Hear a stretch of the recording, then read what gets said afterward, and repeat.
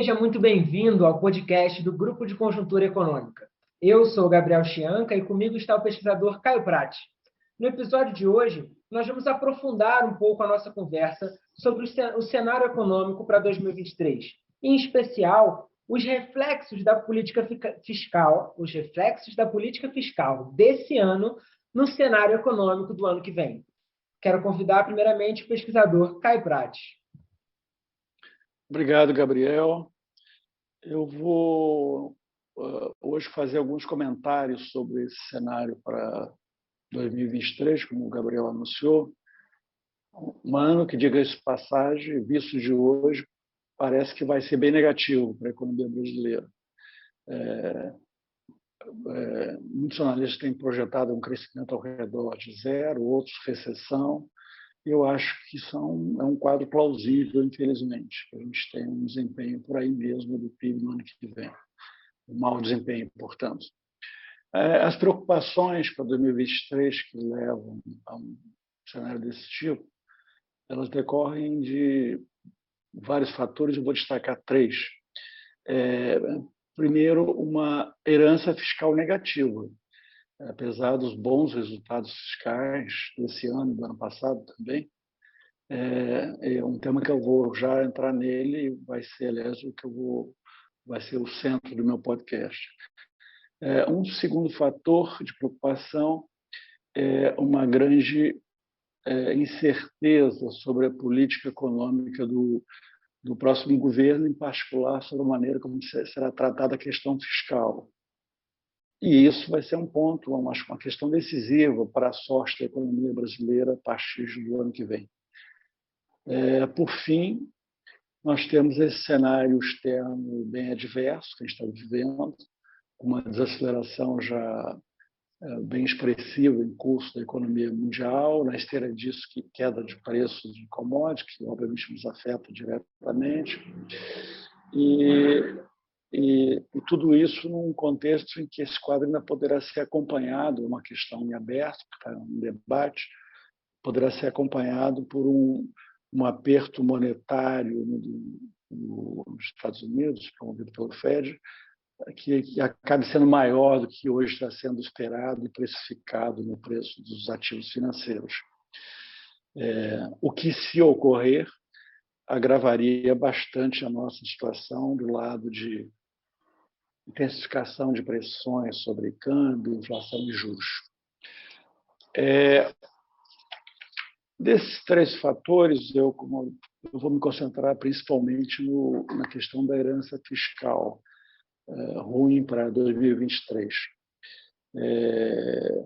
Apesar desses, como disse, desses inegáveis bons resultados fiscais desse ano e do ano passado.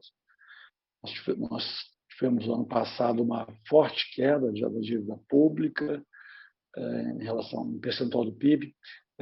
Esse ano, um quadro de estabilidade da dívida, provavelmente uma possível leve queda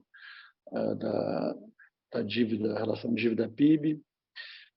Resultados primários também no ano passado e nesse ano bons. No caso do governo central, o ano passado, um pequeno déficit primário, mas um resultado expressivamente melhor do que o resultado primário do governo central pré-pandemia, em 2019. E esse ano o governo, nos últimos dias, começou a assinar com a possibilidade de equilíbrio no resultado primário e, eventualmente, até um pequeno superávit primário no governo central. Então, esse é o quadro que a gente tem no que se refere aos bons resultados. Agora, só a questão toda é que esses bons resultados, ele tem que, com base até nesses bons resultados, que o Paulo Guedes e a equipe econômica tem falado muito de que o fiscal está forte, as contas públicas estão em ordem e tudo mais. A questão é que esses bons resultados eles se baseiam, em boa medida, em fatores específicos não sustentáveis e que encobrem, no fundo, uma grande fragilidade fiscal que persiste. Então, Esse é o ponto que eu... E que é a fragilidade fiscal que, a meu ver, já vai começar a ficar aparente, claramente aparente, a partir de 2023. Uma maneira da gente olhar o desempenho fiscal, que eu acho que ajuda a gente a pensar o que pode acontecer para frente, é separar olhar dois pares de variáveis que são muito importantes para a dinâmica, para o resultado fiscal, para a dinâmica da dívida e tudo mais. Que dois pares de variáveis são esses? Primeiro, uma comparação entre a taxa de juros nominal que incide sobre a dívida pública, comparada com o crescimento do PIB nominal. Isso é uma primeira variável-chave para se olhar. Em circunstâncias normais, a taxa de juros nominal tende a ser superior ao crescimento do PIB nominal, e isso significa que estabilidade da dívida, ou idealmente reversão da trajetória, redução da dívida pública PIB, requer necessariamente, quando esse cenário está presente, juros maiores que o crescimento do PIB, taxa de juros maior que o crescimento do PIB, requer necessariamente um superávit primário para pagar parte da dívida pública, dos juros da dívida e amortecer o crescimento da dívida.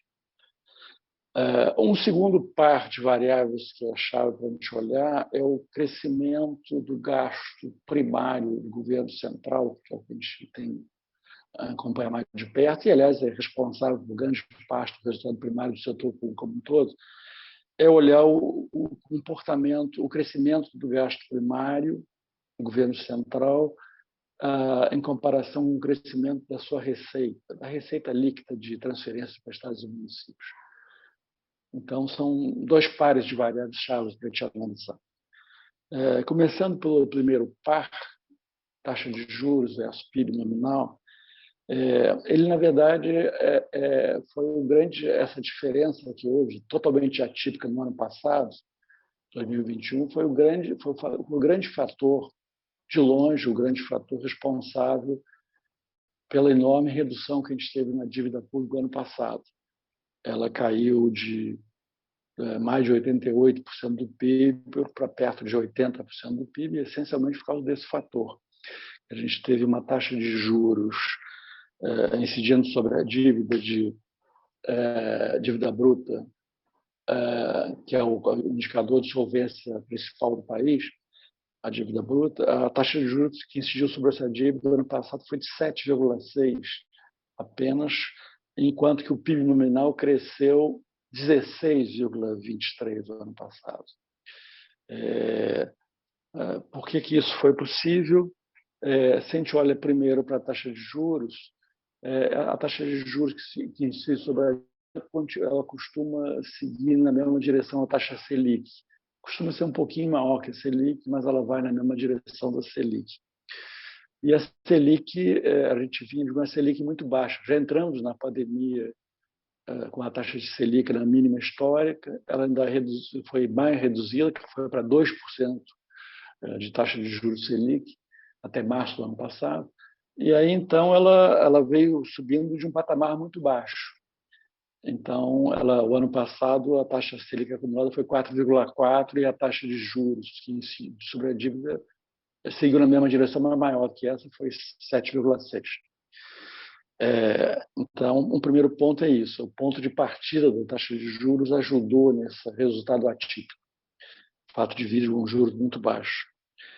Do lado do PIB, o que ajudou, além de que o PIB cresceu 4,6% no ano passado, com recuperação à queda sofrida em 2020 por conta da pandemia, né? O deflator do PIB foi também muito atípico. Ele foi de 11,1%, quer dizer, a inflação correspondente aos bens e serviços dentro do PIB. Ela foi atípica no sentido que ela foi muito maior do que a inflação ao consumidor, o IPCA.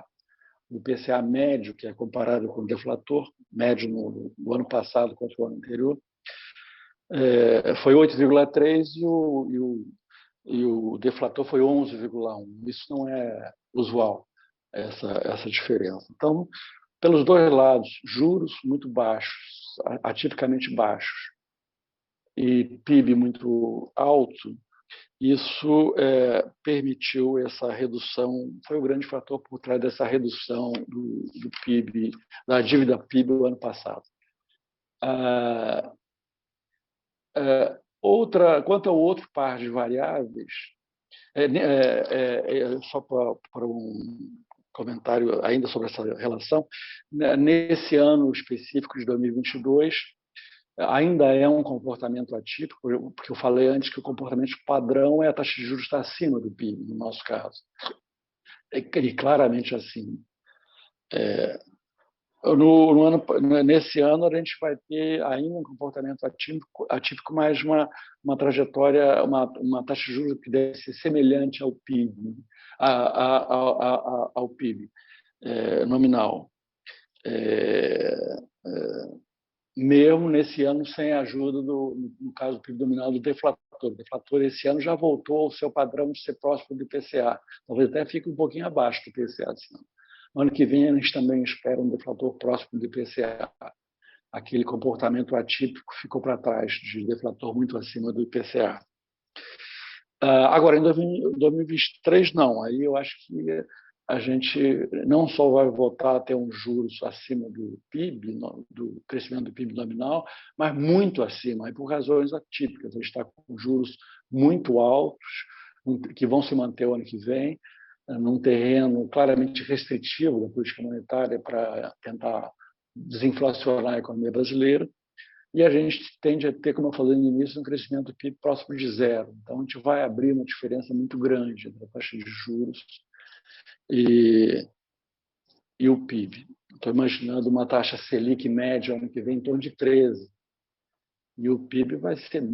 Se o PIB ficar, como eu estou supondo, com crescimento zero e um deflator do PIB próximo do IPCA, estou trabalhando com a ideia de um IPCA médio ano que vem, em torno de 6,5. Seria uma distância enorme entre taxa de juros e PIB, o que por si só seria um fator de um salto na dívida pública.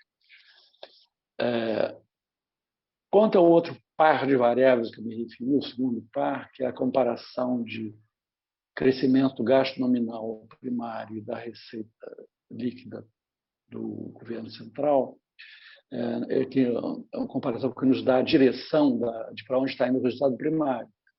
Quando o gasto primário está crescendo mais do que a arrecadação, é que isso induz uma piora do resultado primário e vice-versa.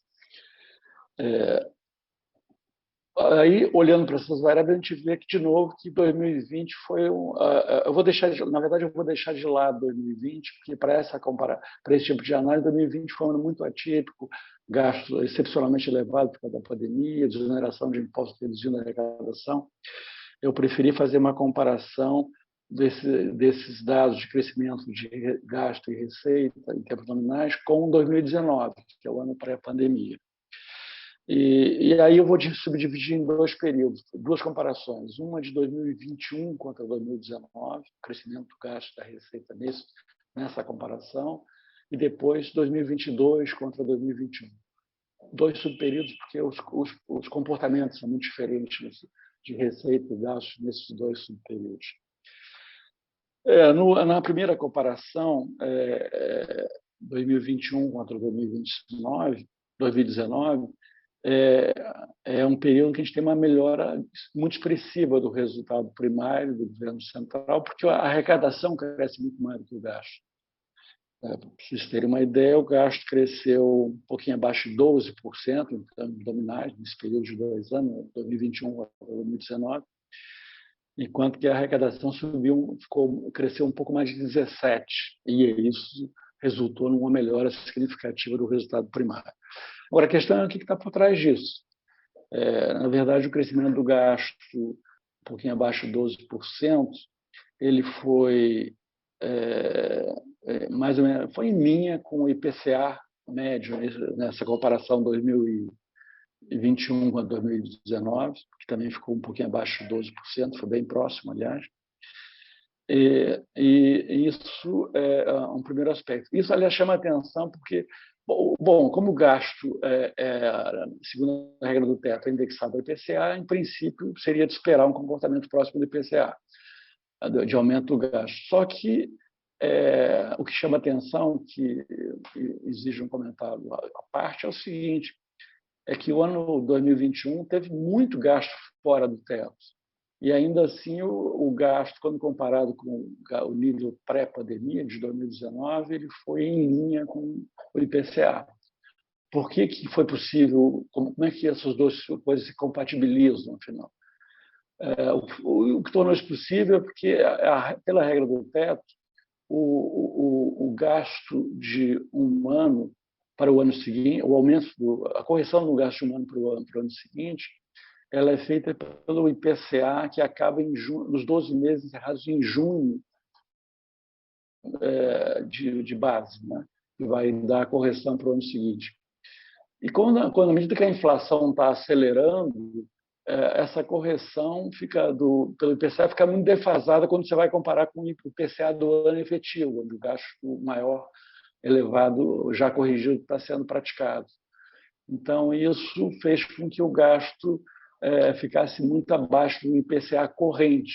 Então, isso abriu um espaço para um grande gasto extra-teto, fora do teto, no ano passado, basicamente ligado ainda ao auxílio por conta da pandemia, etc.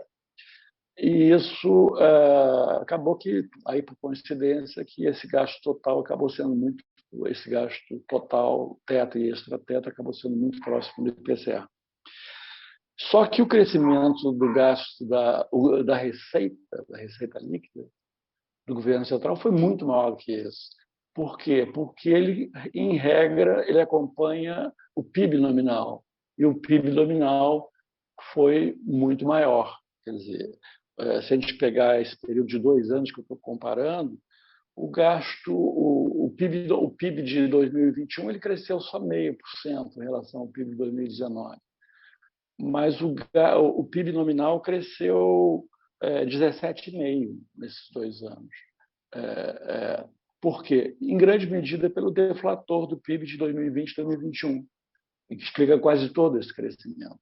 De novo, aí a questão-chave foi que o deflator ficou muito acima do IPCA. Então, o IPCA, os gastos cresceram em linha com o IPCA. E o deflator, que é a inflação dentro do PIB, foi muito superior. Então, o PIB nominal e a arrecadação tem uma forte correlação com o PIB nominal, e isso que explica essa diferença e permitiu essa melhora fiscal. Quer dizer, uma coisa muito atípica, muito circunstancial, do deflator do PIB ter subido tão acima. Não posso entrar em detalhes porque isso aconteceu, mas tem muito a ver com a natureza da inflação nesse período, etc. A disparada do preço do atacado, por exemplo, muito influenciada pelos choques de oferta, pelos preços internacionais e tudo mais. Mas aconteceu esse fato atípico e aí disso resultou essa melhora.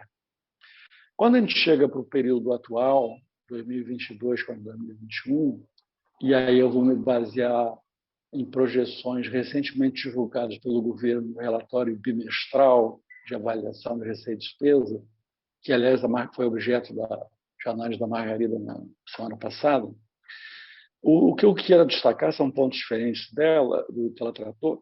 O que eu quero destacar sobre isso é o seguinte, é que nesse relatório bimestral, que foi divulgado há 10 dias, o crescimento do gasto primário 2022 contra 2021 está estimado em 13,6% em termos nominais, bem acima do que eu estou imaginando que seja o IPCA médio desse ano, que eu estou estimando mais perto de 10%. Então, é um gasto bem acima do IPCA. Por outro lado, quando a gente olha a arrecadação, se a gente pegasse primeiro a projeção que foi divulgada há 10 dias, ali tinha um crescimento da arrecadação da receita líquida de um pouco abaixo do crescimento do gasto, um crescimento de 12,4%. É curioso porque, dessa vez, o crescimento da arrecadação não tem a ver com o deflator, O deflator esse ano está se comportando bem, deve inclusive ficar um pouco abaixo do IPCA, ou muito próximo do IPCA. Não é ele que está explicando esse crescimento nominal da receita. É interessante que esse crescimento nominal da receita, de 12,4%, que o governo está projetando nesse relatório bimestral, que projeta o desempenho fiscal para esse ano, e é uma projeção, como disse, de 10 dias atrás. É curioso que esse crescimento da receita acaba sendo em linha com o PIB nominal desse ano, previsto pelo governo, que é por aí também, um pouco acima de 12%, em termos nominais, o crescimento do PIB desse ano. O que chama atenção nisso é o seguinte, é que esse ano o governo está dando desonerações tributárias enormes, de 71 bilhões de reais, segundo o próprio governo divulgou nesse relatório de avaliação. A principal a redução do IPI, zerar impostos sobre combustíveis, etc. etc. Mas uma desoneração imensa, 71 bilhões, segundo a estimativa oficial. O que quer dizer isso? É que esse ano, se não houvesse as desonerações, a gente teria um crescimento da arrecadação muito acima do PIB, ao contrário do que a gente teve no biênio que eu comentei antes, que a arrecadação cresceu em linha com o PIB nominal. Então, na projeção, no relatório do governo, esse crescimento acima do PIB não aparece por causa das desonerações.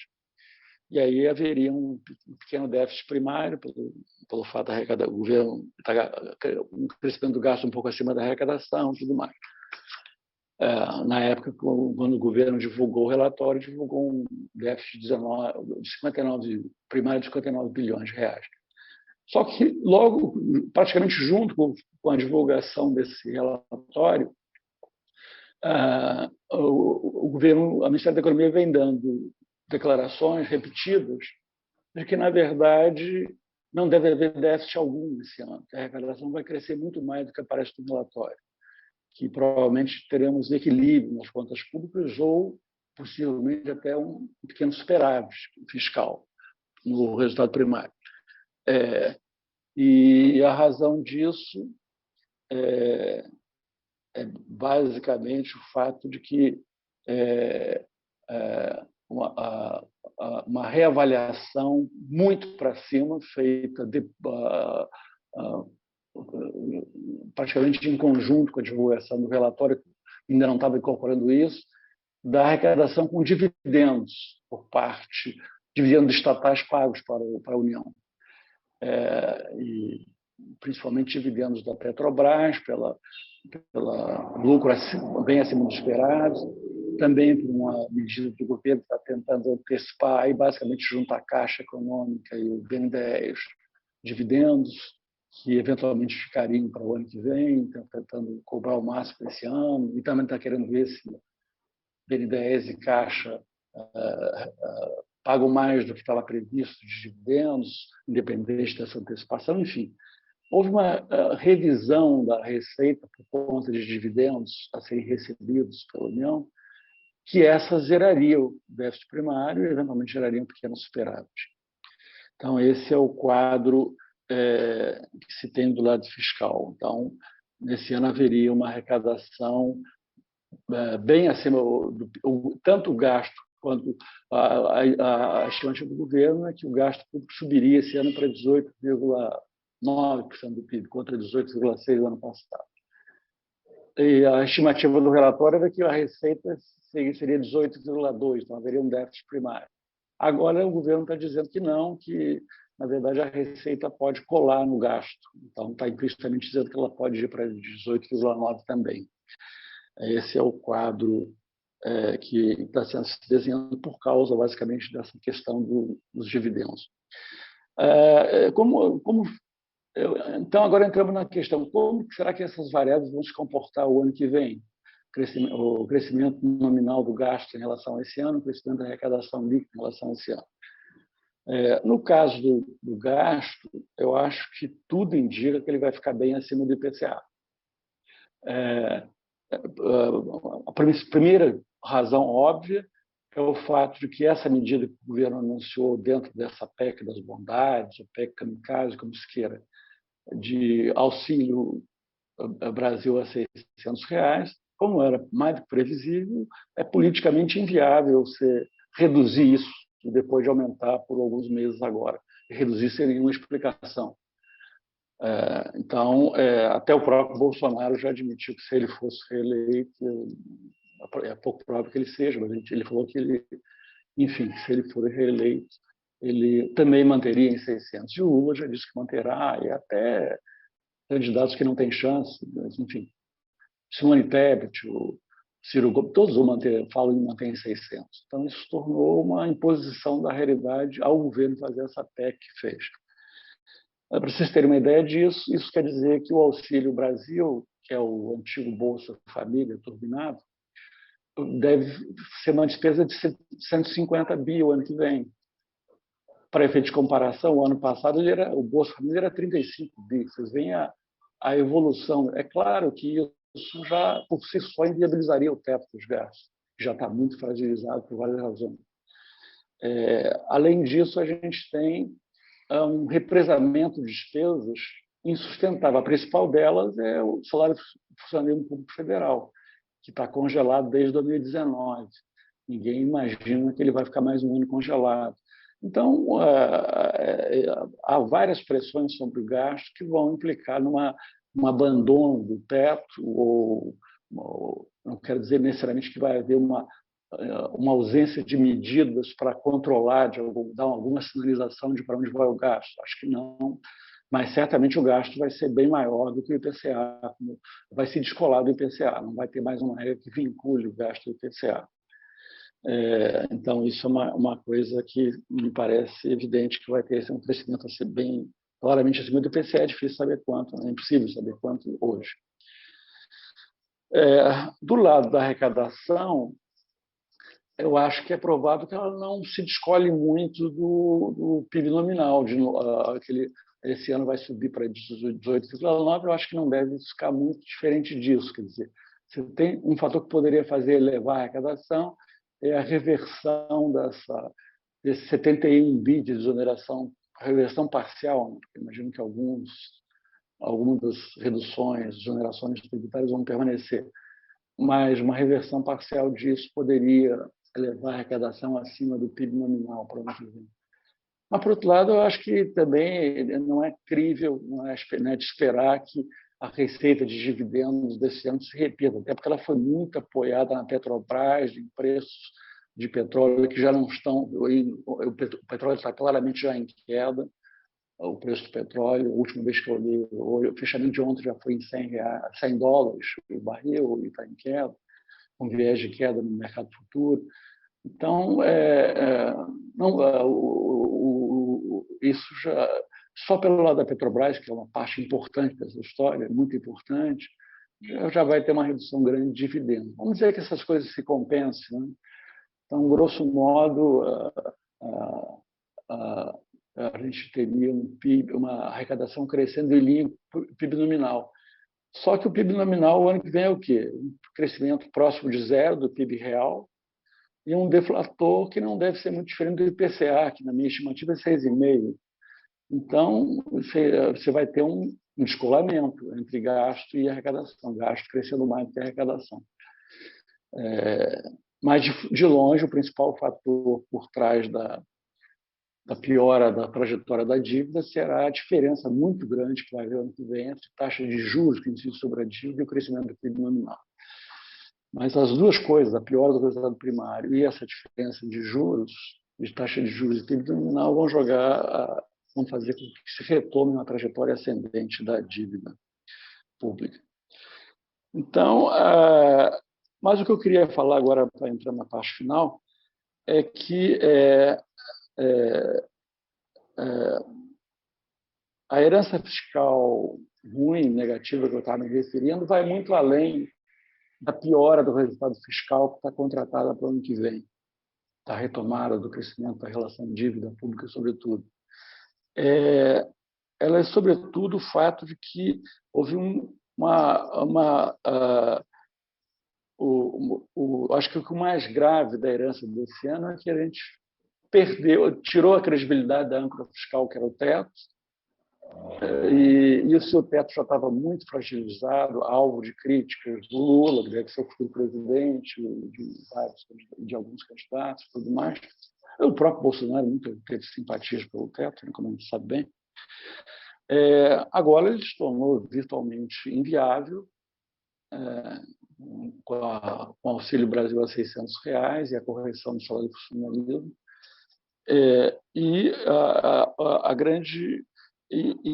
Na verdade, vamos entrar no ano que vem sem âncora fiscal. A âncora fiscal que o teto representava era muito importante no seguinte sentido. Era, na verdade, a grande função do teto. Era dar confiança de que existia um ajuste fiscal em andamento, independente de governos, por uma regra inscrita na Constituição, e, com isso, antecipar benefícios de um ajuste ainda, em grande parte, por fazer para o presente, trazer para o presente, permitindo um ajuste gradual, na verdade, bem gradual, fiscal. Esse foi sempre a grande função de uma âncora fiscal, é permitir um ajuste gradual fiscal, trazendo para agora os benefícios do ponto de vista de condições financeiras favoráveis para o crescimento, taxa de juros mais baixos, câmbio mais baixo, mais apreciado, risco Brasil menor, ou seja, ter condições favoráveis para o crescimento financeiro muito antes do ajuste se completar. Essa é a função de âncora fiscal. Então, isso que foi perdido, e esse é o grande desafio para o próximo governo de saída, na verdade, porque se não houver confiança no arcabouço fiscal, se o arcabouço fiscal a ser definido não tiver essa capacidade de gerar confiança e, portanto, permitir um ajuste gradual e já trazendo para o presente benefícios do ponto de vista das condições financeiras, o que vai acontecer? As condições financeiras vão ficar ao sabor dos resultados fiscais imediatos.